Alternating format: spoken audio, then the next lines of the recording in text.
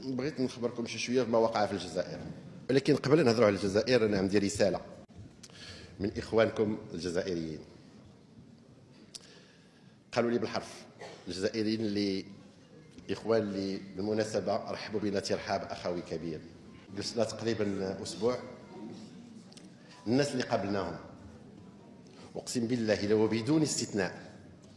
بدون استثناء ناس ابانوا على كل الحب والتقدير ماشي لنا ولكن لكم كمغاربه من خلالنا.